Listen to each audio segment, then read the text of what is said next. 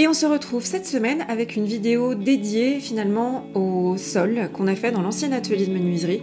Donc on a voulu un sol qui soit le plus cohérent possible, le plus clair possible. On aurait bien aimé un béton ciré mais c'est quand même très très cher. Et on voit partout sur les réseaux les sols en colle à carrelage. Donc on a décidé de faire le test et puis on s'est dit au pire si c'est nul ça nous fera quand même un sol plat et puis on pourra toujours mettre un stratifié par-dessus.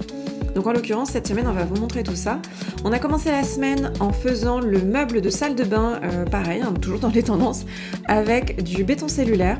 Donc là, c'est très simple. J'ai pris des blocs de béton cellulaire de 7 cm d'épaisseur. Ils font 60 cm de haut et une quarantaine de large, je crois. Je les ai recoupés juste pour avoir la bonne hauteur. En l'occurrence, je suis partie sur 90 cm sur meuble fini. Spoiler alert, c'est un petit peu haut. 85, ça aurait été mieux. Donc faut pas être trop petit dans cet atelier-là. Et donc là, le montage, c'est très simple. Je le monte au MAP. En l'occurrence, j'ai pas pris la colle spéciale béton cellulaire qui coûte beaucoup plus cher. Je suis restée avec le bon vieux MAP. Donc je fais mon mélange, je gratte les murs et j'enduis mes blocs dépoussiérés pour que ça adhère bien. Et puis après, je fais mon montage. La seule chose, c'est que sur les côtés du meuble, du coup, sur le plan de travail, j'avais un petit écart en fait de chaque côté, donc j'ai découpé deux petites frites de béton cellulaire que j'ai mises de chaque côté, toujours au MAP, et puis une fois que c'est collé, on attend tout simplement. Il y a toute une partie qu'on n'a pas filmée, c'est la préparation des supports, donc je vais en parler un petit peu, mais grosso modo on a mis un bouche-port partout et on a mis une primaire partout, on avait bien dépoussiéré avant, et ensuite on a fait notre colle à carrelage, mais je vais vous montrer tout ça un petit peu plus dans le détail. Et là c'est juste ma petite frite que j'ai mise sur le côté pour qu'on ait un ensemble qui soit le plus lisse possible, et j'ai tout bouché, tous les trous au MAP. Bon, on a mis toutes les chances de notre côté, c'est-à-dire qu'on a mis un bouche-port partout en se disant que bon, le sol, il y avait des taches de peinture, d'enduit, la dalle, on ne sait pas bien comment elle a été traitée. Comme c'était un ancien atelier, quand on a fait le tri, on a trouvé pas mal de produits, des vernis, etc. Donc bon, on a mis un bouche-port en se disant comme ça, on va homogénéiser la surface.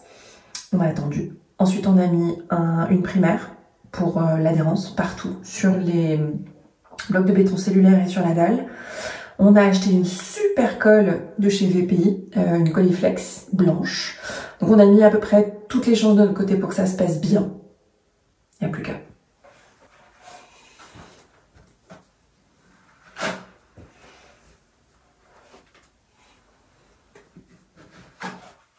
Déjà, ce que je peux vous dire, c'est que c'est hyper agréable à faire.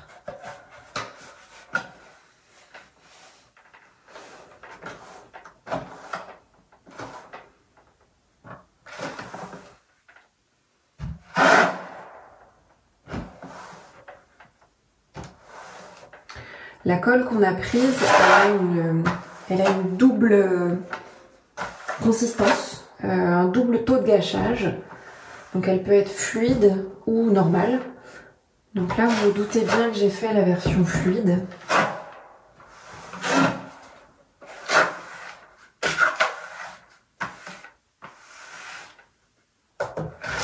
Si jamais il reste des aspérités, c'est pas grave, parce que déjà c'est que la première couche.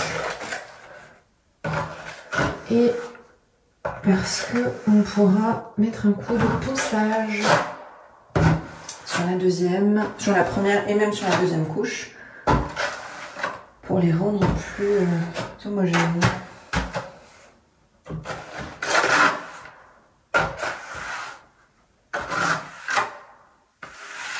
Pour l'instant, ça se passe méga bien.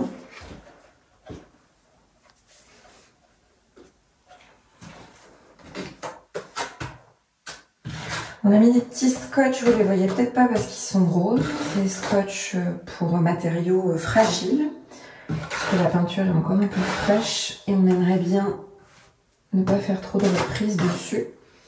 On a mis un petit scotch rose là sur le mur, que j'enlèverai dès que j'ai fini, avant que la colle ne prenne.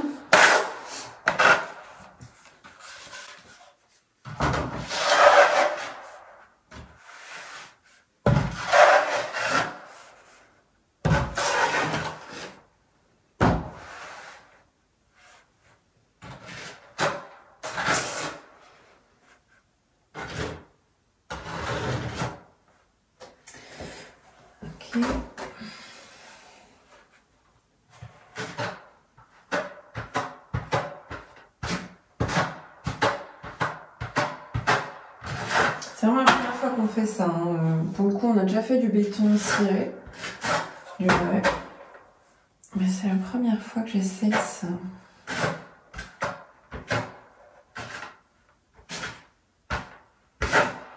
Et surtout sur des coins et des recoins comme ça, c'est une première.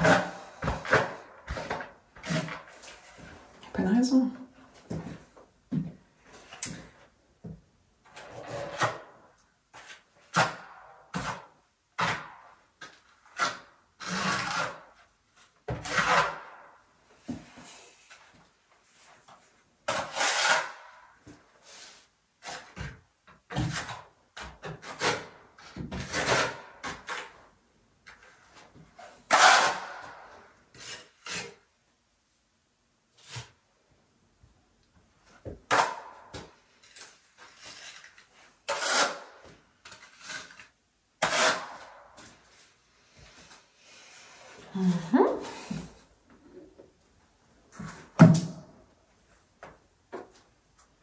C'est hyper agréable à faire, j'ai l'impression de travailler de la chantilly.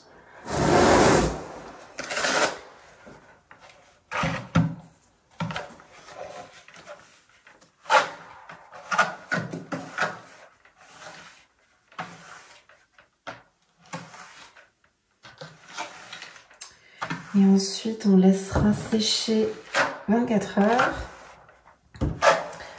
On verra si on ponce ou pas. On verra si jamais on a des taches qui apparaissent par contraste, enfin des marques comme s'il y avait de la graisse qui remontait. On a de quoi mettre une deuxième couche de bouche-pas. Et sinon, effectivement, un petit ponçage, un petit dépoussiérage. Et on mettrait la deuxième couche demain. Et l'idée, c'est qu'on ne sait pas encore si on va mettre un vernis ou bien peindre. Peindre, ça nous permettrait d'avoir accès à plus de couleurs, hein, avec une peinture pour sol, trafic intense, la totale. On pourrait avoir accès à plus de coloris et du coup pouvoir mieux gérer cette partie-là. Donc on verra en fonction du rendu que ça a. Si ça nous plaît sur sa couleur naturelle, alors on mettra juste un vernis bicomposant.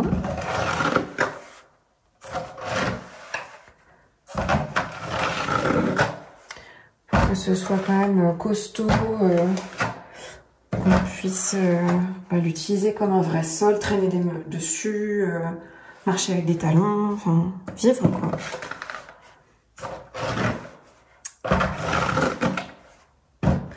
On avisera à la lumière du jour, déjà à la tête que ça a, au coloris que ça a, si ça nous plaît en termes de coloris ou pas. Et en fonction, on avisera. On continue donc d'étaler tout notre colle à carrelage. Donc là, ce que je vous ai dit, c'est qu'on l'a faite avec une consistance fluide, donc avec plus d'eau. Très sincèrement, la deuxième passe, spoiler aussi, la deuxième passe, on l'a fait avec une consistance plus épaisse. C'est plus facile à travailler et ça donne un rendu qui est plus joli. Là, les couleurs étaient un petit peu bizarres au séchage et finalement, on a fait une couche qui n'était pas assez épaisse sur la première couche. Donc si c'était à refaire, on partirait déjà sur une consistance moins fluide. Donc on était entre les deux, il y a deux taux de gâchage. Là, il y a une colle normale et une colle fluide sur cette colle-là VPI. On est parti sur la fluide sur le premier, il aurait fallu partir entre les deux, entre la consistance normale, c'est-à-dire pour coller du carrelage, et la consistance fluide. Mais après, ça se travaille très facilement, on met des pâtés de colle et après on vient les étaler avec une taloche. Pareil, en termes de technique, là moi j'ai travaillé avec une lame qui doit faire 30-35 cm. On en peut travailler avec une lame qui est encore plus grande et pour le coup, c'est plus facile de travailler avec une lame qui est plus grande parce qu'on a moins de défauts au final à poncer derrière et c'est plus joli. Donc on devait laisser sécher théoriquement 24 heures, ça fait plutôt 36 heures que ça sèche, mais en même temps il fait froid et le bâtiment n'est pas encore chauffé. Et on est sur une dalle qui n'est pas isolée en dessous. Donc ça sèche tranquillement, il y a déjà pas mal de parties qui sont sèches. Donc je vais pouvoir poncer pour venir casser les arêtes là, ça, pour venir mettre une deuxième couche qui soit la plus smooth possible.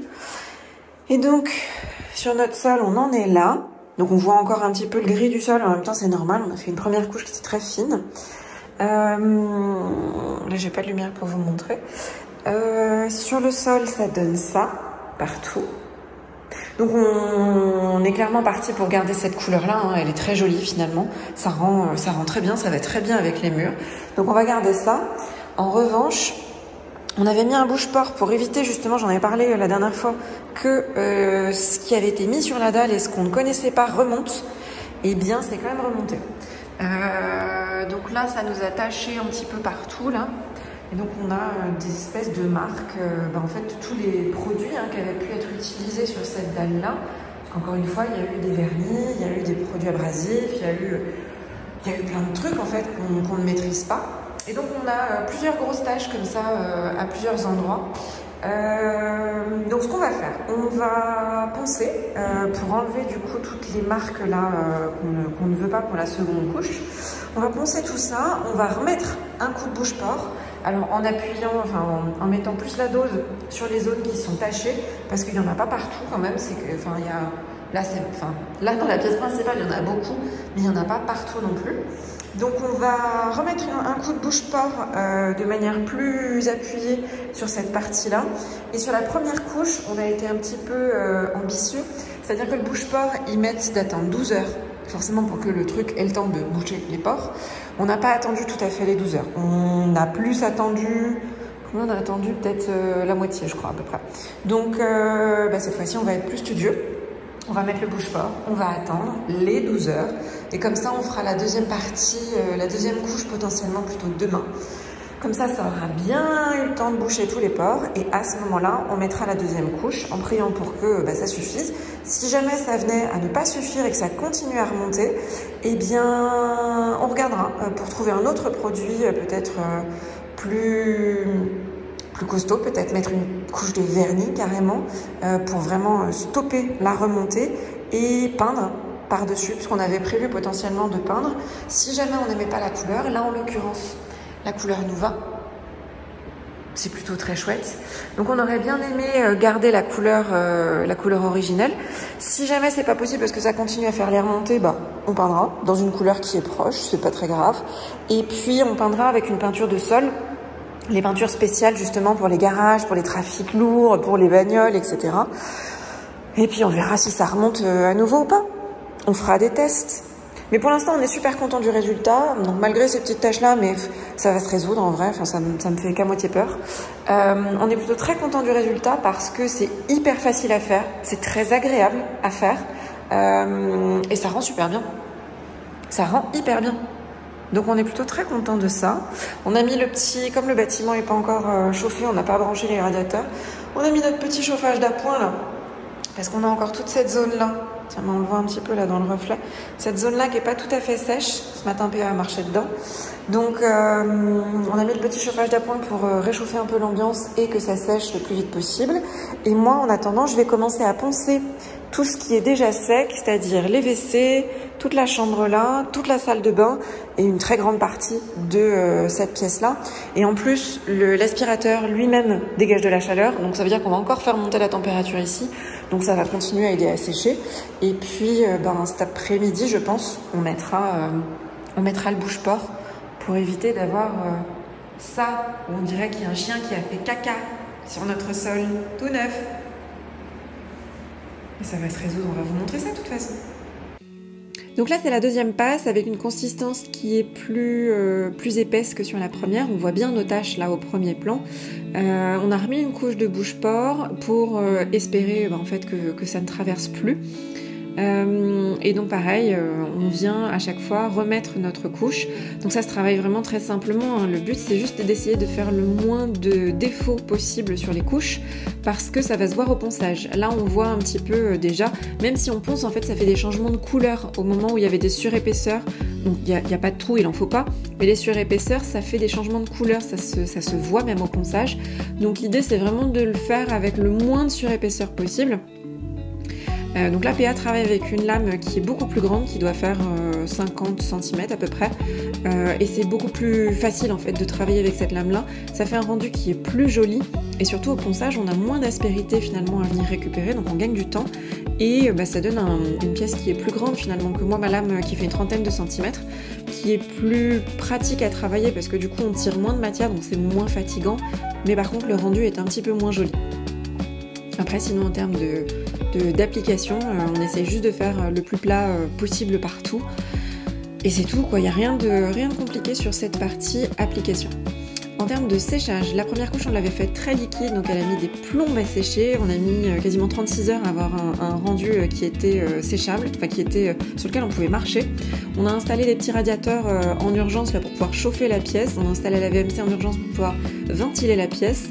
Et on avait énormément d'humidité qui remontait, les fenêtres étaient trempées comme si on était dans un sauna. Je sais pas exactement à quoi c'était dû, est-ce que c'était juste le séchage des premiers matériaux ou est-ce que c'était comme le bâtiment n'avait pas été chauffé, toute l'humidité qui pouvait remonter dans le bâtiment. En l'occurrence, au bout de 24 heures à peu près où on avait mis les radiateurs, on n'avait plus autant de problèmes d'humidité et là on n'en a plus du tout, donc c'est très bien.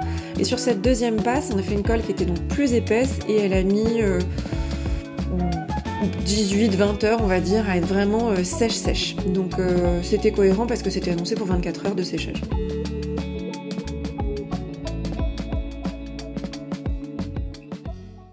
Retour à l'atelier après passage de la seconde couche.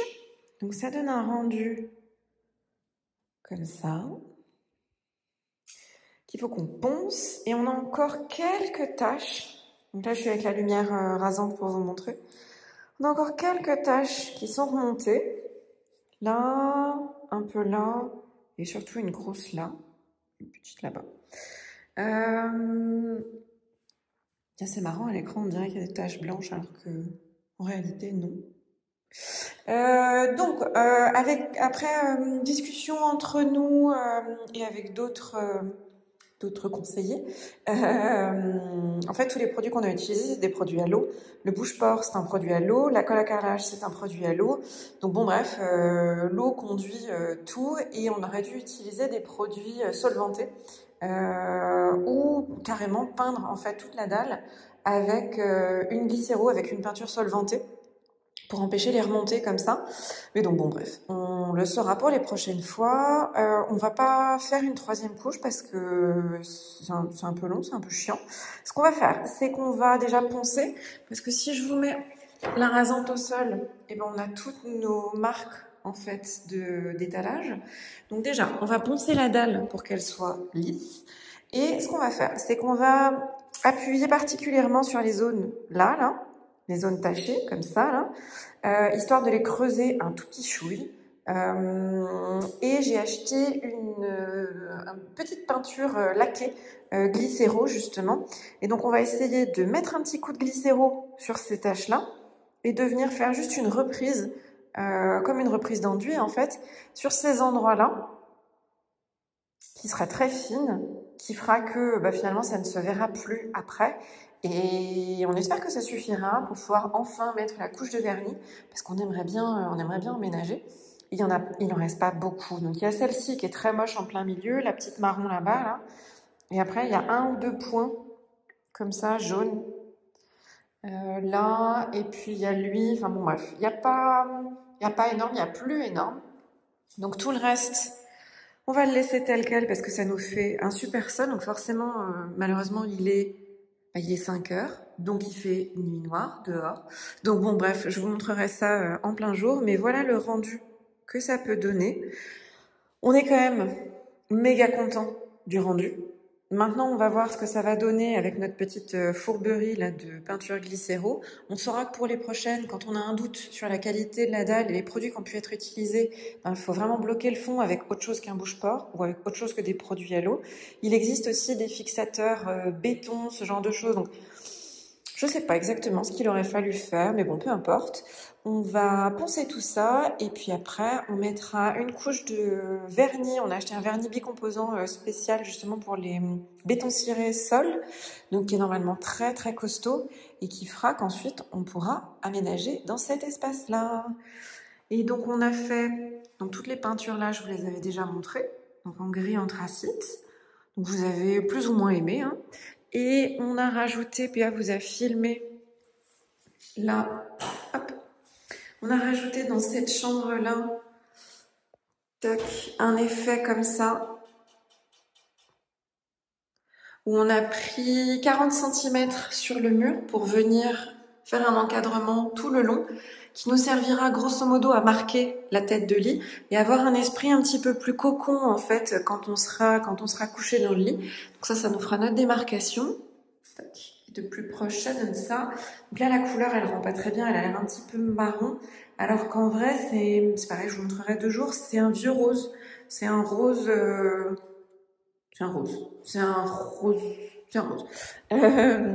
et bref, et on a du coup le mur là-bas aussi, qui est d'une couleur différente.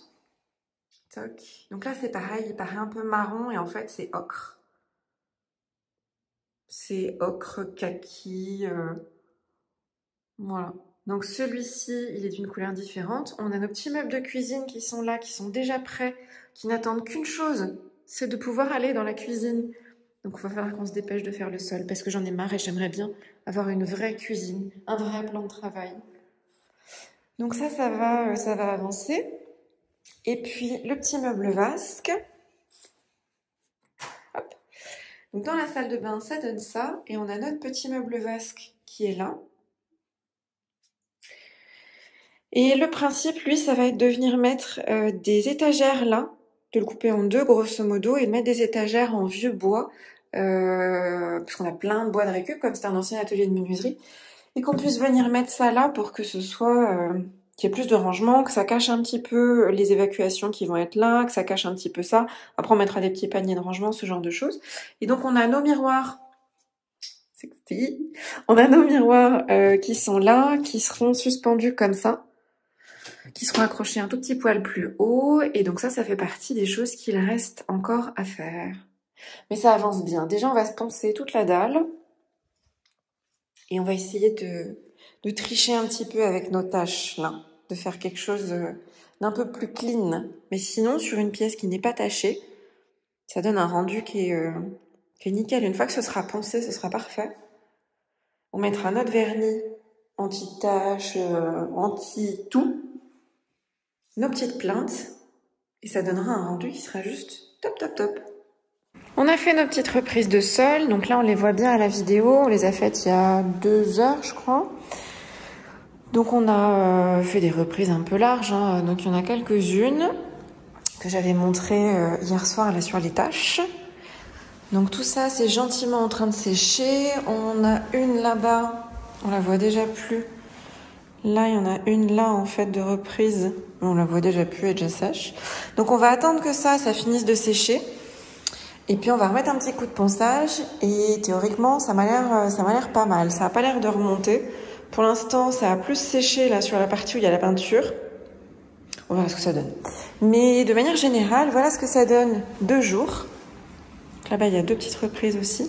Voilà ce que ça donne 2 jours.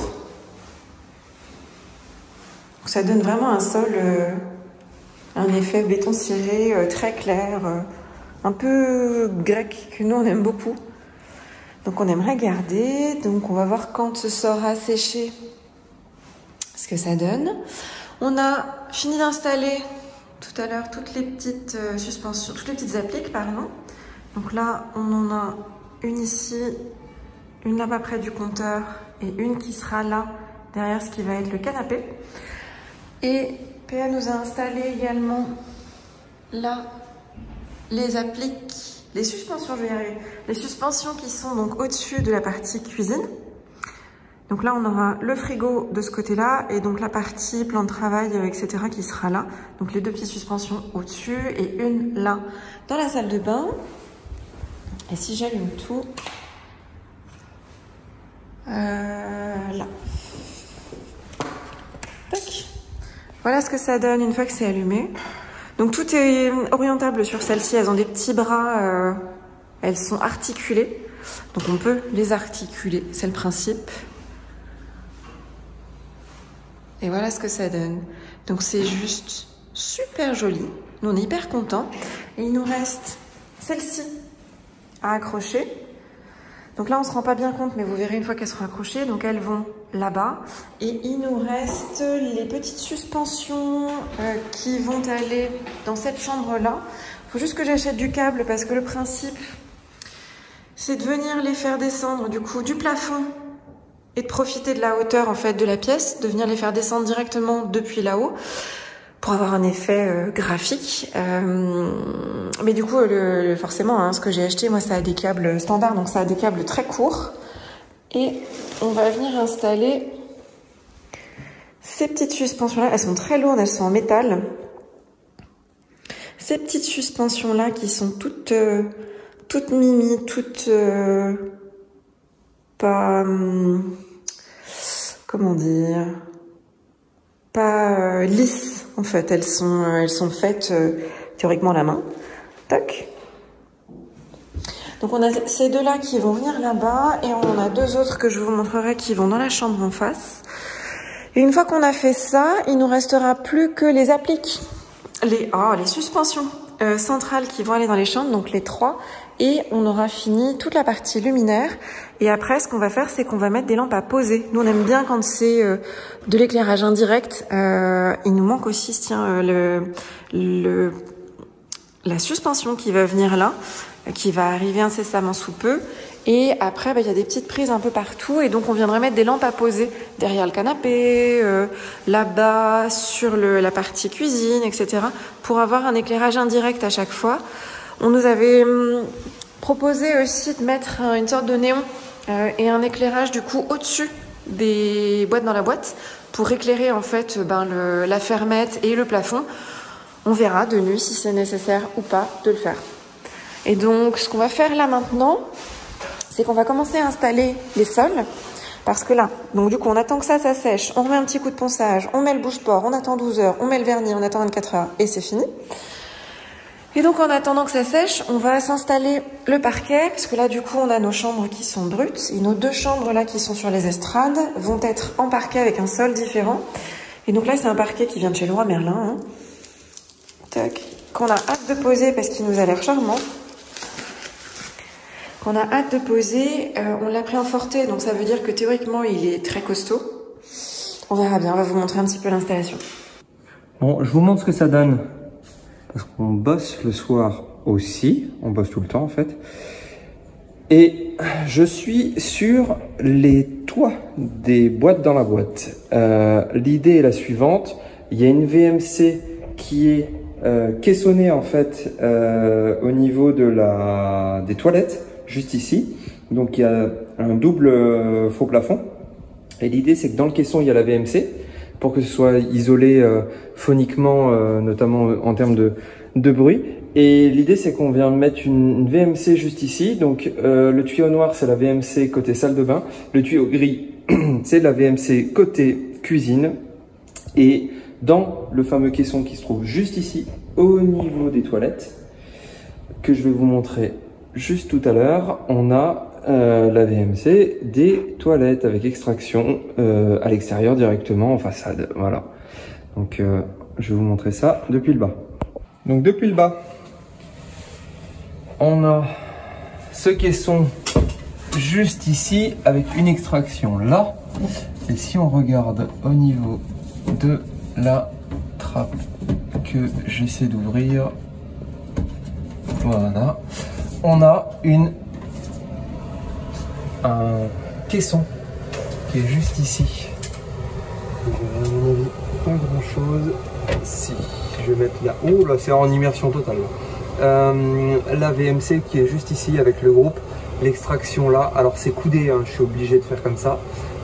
Transfo du spot, mais ça on s'en fout. Et voilà, ça donne ça. Donc quand vous avez une VMC à mettre, l'idée c'est vraiment de trouver de la place dans des faux plafonds comme ceux-ci, quitte à rabaisser, idéalement dans les toilettes. Nous, c'est ce qu'on va faire quasi systématiquement dans les appartements. Mais le mieux, c'est ça, ou alors dans les greniers, dans les combles, en toiture. Pendant que le bouche-port est en train de faire son dernier séchage avant pose du vernis dans tous les sols en béton ciré, les 2 chambres qui sont sur l'estrade, on les fait en parquet, parce que pour le coup elles sont pas au même niveau de sol, donc c'est pas grave, et on voulait changer un petit peu. Donc là on a un parquet stratifié qui vient de chez Leroy Merlin, dont on est super content. La couleur va hyper bien avec la couleur qu'on a sélectionnée pour les murs, et c'est bien, le parquet stratifié ça coûte un peu plus cher, mais qu'est-ce que c'est facile à mettre.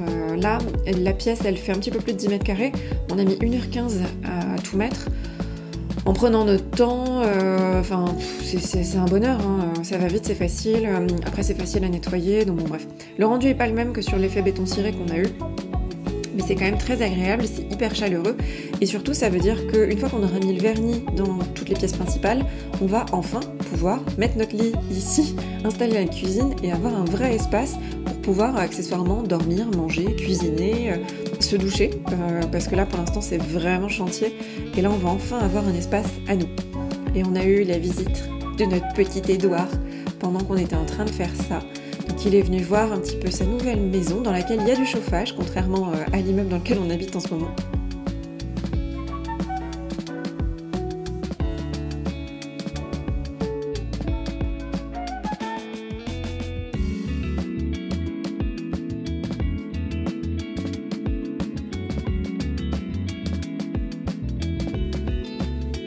Il est vite reparti. Et donc on termine, juste on déligne la dernière rangée qu'il fallait déligner. Et l'avantage c'est comme on a pris le même parquet pour tout l'immeuble, pour toutes les chambres, pour partout, on aura très peu de chutes. Voilà un peu le rendu final avec les petites appliques dont je suis absolument fan. La cuisine qui sera bientôt une vraie cuisine dans laquelle on va installer les meubles. Et enfin la pièce de vie qui va donner à peu près ça. Alors forcément on a tout fait de nuit, mais on vous montrera tout ça de jour avec une partie du mobilier et surtout l'installation de la cuisine. Ça va être top, top, top, top. On vous remercie encore une fois beaucoup de nous avoir suivis cette semaine et on vous dit à la semaine prochaine.